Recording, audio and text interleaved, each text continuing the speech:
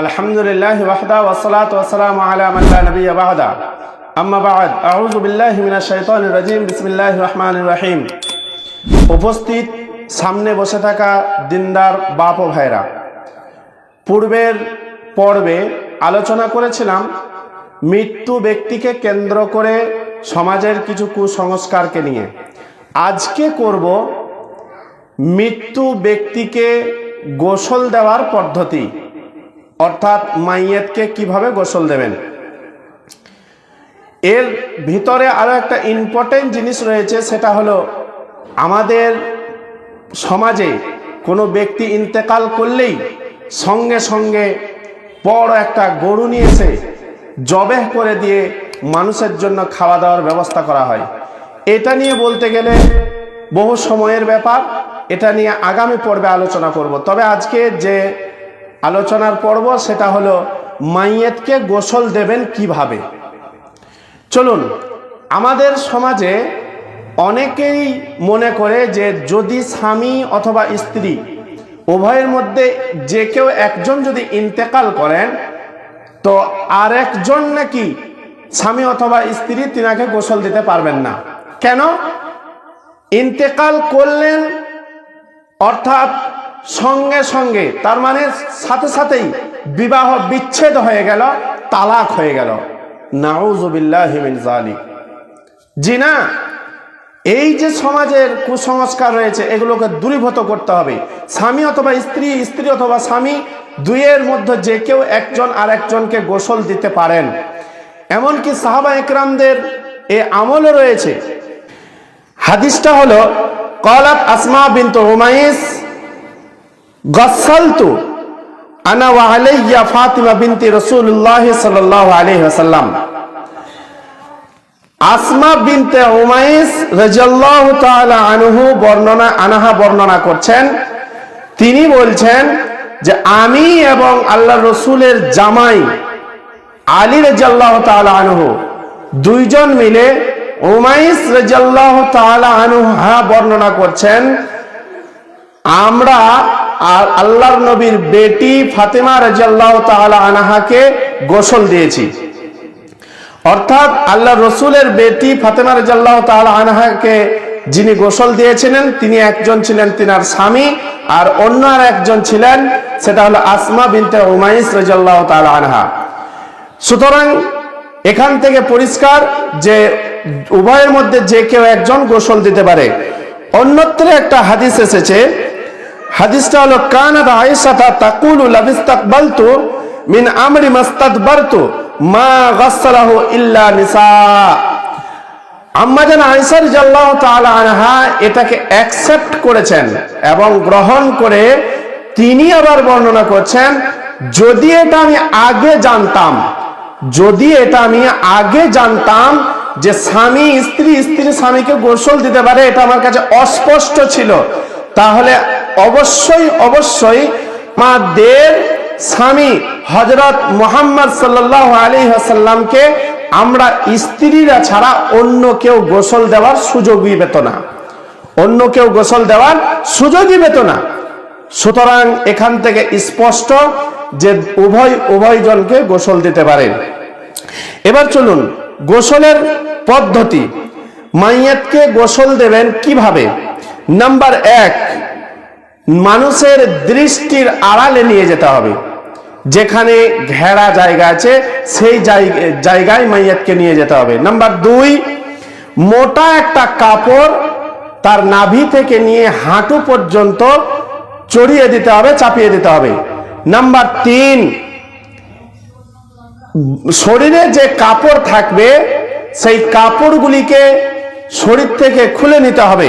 Number 4, উজুর নেই, সালাতের উজুর নেই, তাকে উজু করাতে হবে। তবে মনে রাখতে হবে নাক এবং মুখের ভিতরে পানি প্রবেশ করাতে হবে না।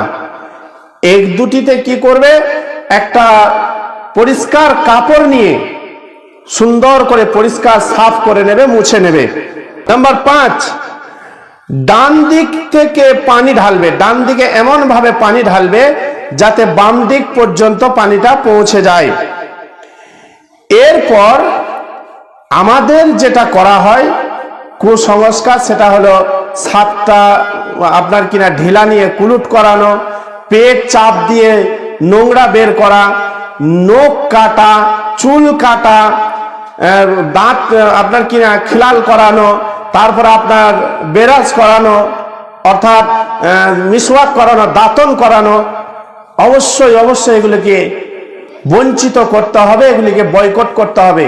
না, একটা মানুষ মারা গেল তার মানে তার উপর সমস্ত হুকুম উঠিয়ে নেওয়া হলো, তার উপর আর কোনো হুকুম নেই, তার উপর আর কোনো ইসলামের বিধান নেই। ওইভাবেই আপনাকে গোসল দিতে হবে।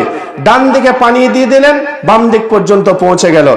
এরপর সুন্দর করে আপনি রগড়ে দিলেন। যে পানিটা আপনি ব্যবহার করবেন ওই পানিতে বড়ই পাতা অর্থাৎ কুলের পাতা মিশিয়ে নেওয়াটা উত্তম, কারণ নবী সাল্লাল্লাহু আলাইহি ওয়াসাল্লাম ছিলেন বিজ্ঞানময়। তিনি জীবাণুকে দূরীভূত করার জন্য কুলের পাতাকে ব্যবহার করেছেন। তবে কুলের পাতা না দিলেও চলে, যদি সাবান ব্যবহার করেন তাতেও যথেষ্ট হবে। এরপর সুন্দর করে রগড়ে নেওয়ার পর আপনি যেটা করবেন, বাম দিকে আবার পানি ঢালবেন। বাম দিকে পানি ঢেলে এমন ভাবে ঢালবেন যাতে ডান দিক পর্যন্ত পানিটা পৌঁছে যায়। এটা কোথায় রয়েছে? সহিহ বুখারী 153 নম্বরে এই হাদিসটা পাবেন। ইম্পর্টেন্ট আরো একটা কথা বাদ থেকে যায়, ওই শেষবারে যে পানিটা ঢালবেন ওই পানিটাতে কর্পূর মিশিয়ে নেওয়াটা হাদিসে এসেছে। অতএব কর্পূর মিশিয়ে নেবেন, এটাও সহিহ বুখারী 1253তেই রয়েছে। এরপরে আমরা যেটা করি, মাইয়াতকে সুরমা পড়াই। সুরমা পড়ানো ব্যাপারে কোনো হাদিস আমরা জানি না, হাদিস আছে নাকি এ ব্যাপারে অজ্ঞত। সুতরাং যে ব্যাপারে হাদিস আমরা জানি না সে ব্যাপারে আমল করাটা আমাদের মূর্খামি হবে, এটাকে বঞ্চিত করাটাই উত্তম। এরপরে আপনি কাফন পরাবেন। কাফন, তো কাফনটা মহিলাদের ক্ষেত্রে কটা হবে, পুরুষের ক্ষেত্রে কটা হবে? পুরুষ মহিলা দুইজনেরই ক্ষেত্রে একই হবে। পুরুষ মহিলা দুজনেরই ক্ষেত্রে 3টি কাপড় লাগবে। কাফনের 3টি কাপড় লাগবে। একটা হলো লুঙ্গি, একটা হলো জামা, আর একটা হলো চাদর। এ ব্যাপারে একটা আবু হুরাইরা থেকে হাদিস এসেছে। হাদিসটা কি? ক্বালা আবু হুরাইরাতা কাফানুনি ফি সালাসাতি আসওয়াবিন লুফুনি লাফা। আবু হুরাইরা রাদিয়াল্লাহু তাআলা আনহু বর্ণনা করছেন কি, আমি যখন মারা যাব তখন আমাকে তোমরা 3টি কাপড়ে কাফন দিও। সেটা একটা হবে জামা, একটা হবে লুঙ্গি, আর একটা হবে চাদর। অতএব পুরুষ মহিলা এখানে কোনো কথা আসেনি। পুরুষের ক্ষেত্রেও 3টি, মহিলার ক্ষেত্রেও 3টি। এরপরে চলুন, জানাজার ময়দানকে নিয়ে যাওয়ার সময় খাটিয়াকে কতবার নামানো এবং ওঠানো করতে হবে আপনার প্রয়োজন অনুপাতে। যদি আপনার দেখা যায় যে বহু দূরত্ব বেশি জানাজার ময়দান, তাহলে আপনার প্রয়োজন মতো ওঠানামা করুন। এ ব্যাপারে যে 3 বার নামাইতে হবে অথবা নামানোই চলবে না, এ ব্যাপারে আমরা হাদিস অজ্ঞত, আমরা জানি না। অতএব আমরা যতটুকু জানি সেটা হলো আপনার প্রয়োজন মোতাবেক আপনি মাইয়াতকে আপনার জানাজার ময়দান পর্যন্ত নিয়ে যাবেন। চলুন এবার আমরা যাই জানাজার ময়দানে। জানাজার ময়দানে গিয়ে আমরা জুতা স্যান্ডেলকে খুলে রেখে দিই। এই মনে করে খুলি যে আমাদের জুতা স্যান্ডেলে যদি নাপাকি লেগে থাকে তাহলে হয়তো আমাদের জানাজার সালাতটা হবে না। এ ব্যাপারে একটা হাদিস এসেছে। আবু সাঈদ খুদরি রাদিয়াল্লাহু তাআলা আনহু বর্ণনা করছেন যে নবী সাল্লাল্লাহু আলাইহি ওয়াসাল্লাম একদা ইমামতি করছিলেন, জানাজার সালাত আদায় করছিলেন, জানাজার সালাতে ইমামতি করছিলেন। তো তিনি জুতাকে খুলে ফেললেন, তিনার দেখা দেখি আমরাও খুলে ফেললাম। তো নবী সাল্লাল্লাহু আলাইহি ওয়াসাল্লাম জানাজার সালাত আদায় করার শেষে বললেন যে তোমরা জুতাকে কেন খুলে দিয়েছো? তো আমরা বললাম যে আমরা আমাদের জুতা এরই কারণেই খুলেছি যে আপনাকে খুলতে দেখলাম। তো নবী সাল্লাল্লাহু আলাইহি ওয়াসাল্লাম বললেন যে আমার জুতাতে নাপাকি লেগেছিল, এর কারণে আমি জুতা খুলেছি, তোমাদের জুতাতে তো নাপাকি ছিল না। এই হাদিসটা রয়েছে 11,895 মুসনাদে আহমদে হাদিসটা এসেছে।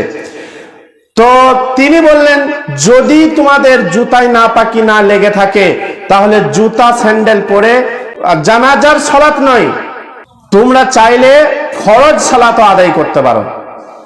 তোমরা চাইলে ফরজ সালাতও তোমাদের জুতা স্যান্ডেলে কিছু না লেগে থাকলে আদায় করতে পারো। এবার জানাজার সালাতকে কিভাবে পড়বেন? যদি পুরুষ হয় তাহলে তার মাথার সিধাসিধি মাথার সোজাসুজি দাঁড়িয়ে জানাজার সালাত আদায় করতে হবে। যদি মহিলা হয় তাহলে তার পেটের সোজাসুজি দাঁড়িয়ে জানাজার সালাত আদায় করতে হবে। এরপর আপনি জোরে পড়বেন কেরাত নাকি আস্তে পড়বেন, দুটোই পড়া যাবে, তবে বেশিরভাগ হাদিস আস্তে পড়াকেই এসেছে। অতএব আমরা তার জানাজার সালাতের পূর্বে আরো দুটি কাজ করে নেব, যেটা নবী সাল্লাল্লাহু আলাইহি সাল্লামের আদত ছিল, অভ্যাস ছিল। সেটা কি? মানুষের কাছে ক্ষমা প্রার্থনা করা, মাফ চাওয়া, আর একটা ঋণ যদি থাকে তাহলে পরিশোধ করে দেওয়া। ঋণগ্রস্ত ব্যক্তির জানাজার সালাত নবী সাল্লাল্লাহু আলাইহি সাল্লাম পড়েননি। অতএব কোন ইমাম যদি বলে যে আমি ঋণগ্রস্ত মানুষটা আছে, আমি নামাজ পড়বো না, জানাজার সালাত পড়বো না, সে চলে যেতে পারে। আপনার বলার অধিকার নেই যে আপনি কেন পড়বেন না। এটা নবী সাল্লাল্লাহু আলাইহি সাল্লাম স্বয়ং করেছেন। সুতরাং আমরা যতটুকু শুনলাম, আল্লাহ আমাদেরকে জানার শোনার থেকে আমল করার তৌফিক দান করুক। আল্লাহুম্মা আমিন। আসসালামু আলাইকুম।